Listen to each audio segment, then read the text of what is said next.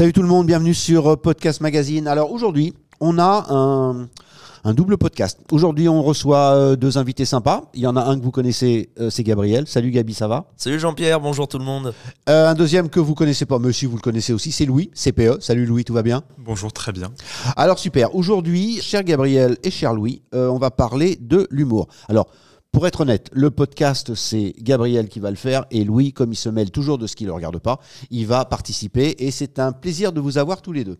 Donc, aujourd'hui, on va parler de l'humour, on va parler de l'évolution de l'humour. Exactement. Eh bien, vas-y, on t'écoute. Donc, l'humour en France de nos jours n'est plus le même que celui d'il y a 40 ans, à cause d'un point en particulier, un niveau de tolérance très faible qui n'a pas sa place dans le contexte de l'humour. Car si certaines personnes prennent à cœur ce que les gens disent, en essayant d'interpréter, déformer et bâcler le travail de nos humoristes, je reviendrai là-dessus plus tard évidemment. Parlons maintenant des grands noms de la scène, entre Raymond DeVos, Pierre Rep ou Michel Leb, ils ont été nombreux à inventer leur propre style. Cependant, de nos jours, et je prends maintenant l'exemple du défunt Coluche, le seuil de tolérance que nous avons développé au fil de nos années ferait que certaines blagues ne passeraient plus. On peut aussi parler de Jean-Marie Bigard qui a eu, pendant l'époque de la pandémie mondiale, si on peut dire, la gâchette facile. Bon nombre d'humoristes encore aujourd'hui sont de plus en plus censurés. Je ne sais pas si on peut parler d'atteinte à la liberté. Qu'est-ce que tu en penses, Louis ? La liberté, vaste débat. La liberté d'expression, la liberté de croire, la liberté de conscience, elle est remise en cause et en question par beaucoup. Est-ce que vous avez l'impression tous les deux qu'on ne rigole plus de la même façon ou qu'on ne laisse plus les gens rigoler de la même façon ? L'humour a évolué comme les mœurs de la société. Dans le bon sens ? Non. Non. Je ne sais pas si on peut donner notre avis maintenant, mais Si. Honnêtement, l'humour, il a énormément évolué. Et quand on voit les nouveaux humoristes, je pense à Paul Mirabel, je pense à Artus, certains vont très loin. Mais beaucoup se censurent du fait de la censure de Jean-Marie Bigard avec ses propos polémiques complotistes lors de la pandémie. Je pense que la société a énormément évolué et on est dans une société, comme on parlait sur d'autres podcasts, où on ne peut plus dire grand-chose. Je ne suis pas partisan du « c'était mieux avant », évidemment, mais quand on regarde... Disons que c'était différent avant. C'était différent, puis la société était encore différente. Quand on regarde Coluche, aujourd'hui, certains sketchs ne passeraient même plus. Jean-Pierre, j'ai cru comprendre que tu avais connu Coluche. J'ai eu cette chance. Quel était son style ? Oh, alors ça, si vous avez 2 heures, je vais vous expliquer. Mais Coluche, c'était quelqu'un de très particulier et il avait plusieurs images. C'est-à-dire qu'on connaît le type avec son nez rouge et sa salopette. Ça, c'est le côté le plus facile. Mais ceux qui ont eu la chance de le côtoyer... Moi, il y a une anecdote. Je vais pas faire 3 heures là-dessus. Il y a une anecdote qui pour moi est significative. Une fois, j'étais chez lui et je vois un énorme bocal, un bol, je ne sais pas comment on peut appeler ça. Et à l'époque, c'était les francs, c'était pas les euros. Et il y avait des billets de 100, des billets de 500 et de l'argent. J'ai regardé, j'avoue que je ne comprenais pas. Je lui ai demandé, il m'a expliqué, il m'a dit c'est pas compliqué. Il dit ça va, toi tu marches bien, les photos ça paye bien. À l'époque j'étais reporter photographe, j'ai dit ouais ça va. Il dit bon tu prends et tu mets un peu de sous.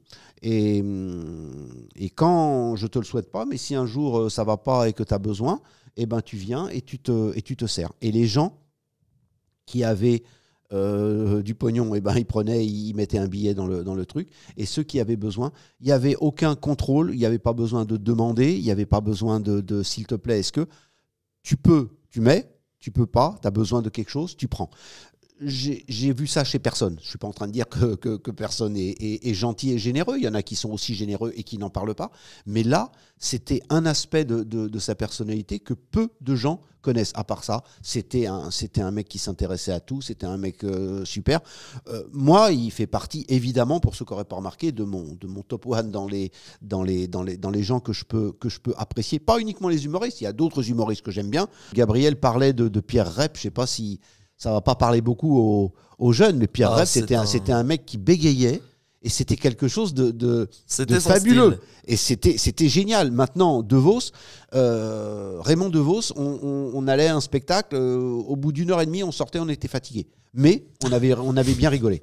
Parce que c'était compliqué, parce que des jeux de mots à la suite, c'était... Bon, mais c'était une c'était une autre forme d'humour, c'était quelque chose de beaucoup plus léché, c'était beaucoup plus soft. Mais bon, on va reparler, je pense qu'on reparlera de Coluche et des autres. Et je vais redonner la parole à Gabriel qui n'aurait pas dû me lancer sur Coluche parce que moi je suis intarissable là-dessus, de la même façon que Louis est intarissable sur plein de trucs. En tout cas, merci Jean-Pierre, c'était très intéressant. Mais en attendant, tu as évoqué Pierre Rep et De Vos, mais parlons aussi notamment de Michel Leb, dont les plaisanteries ne passeraient plus non plus. Son sketch de la boulangerie tenue par des Maghrébins ne passerait plus aujourd'hui car il a longtemps été traité de raciste. Oui, et ces sketchs sur les Africains pourraient poser des problèmes. Ils ont posé des problèmes à l'époque. Ils ont posé beaucoup de problèmes, oui. Mais il n'était pas interdit. Juste 3 secondes sur Coluche. Il était sur Europe, il s'est fait virer. Ensuite, il est parti sur RMC. On lui a dit à RMC, tu parles pas de la principauté et il n'y a aucun problème. La première blague qu'il a fait, c'était sur Caroline de Monaco et le lendemain, il était parti. Bon, voilà, c'était Coluche. En attendant, ce qu'on peut en déduire par rapport à ça, c'est que de nos jours, bon, je me répète, hein, mais l'humour a changé.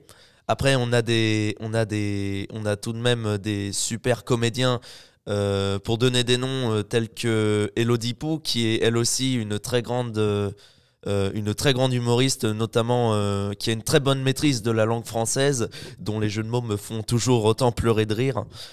Et il y en a un qu'on n'a pas évoqué et que moi j'aime bien, c'est juste pour le plaisir, c'était Guy Bedos. Guy Bedos. Dans un autre ordre d'idées. Tout à l'heure, Louis parlait de politique. Là, c'est... Si je ne me trompe pas, Guy Bedos, c'est quand même attiré les foudres de Nadine Morano. Oui, parce qu'il l'a traité de salope, mais... Où est-ce qu'on peut dissocier l'homme de l'artiste ? Oui. C'est une excellente question. Et la femme de la politique. Oui. Aussi. Également. Bon, ça passera pas, on est d'accord. Je sais pas, on verra. Est-ce que... Je me rappelle plus ce que je voulais dire. Ça, je vais le couper au montage. Je me rappelle plus ce que je voulais dire, ça fait pas bien. Messieurs, pour conclure, Louis d'abord et Gabriel après.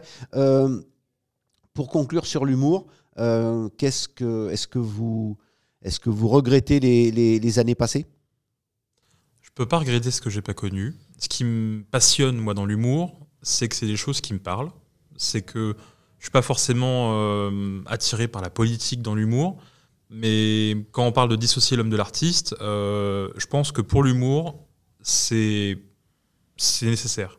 On en a besoin. Parce on vit dans une société aujourd'hui où, comme on l'a vu avec la réforme des retraites, comme on l'a vu avec toutes les polémiques, le harcèlement scolaire, tout ça, on a besoin de légèreté, on a besoin de rigoler. Et parfois, je trouve que rigoler des sujets qui sont tabous, rigoler des sujets qui sont difficiles et graves, ça fait du bien. Ça permet de dédramatiser. Gabriel, pour conclure.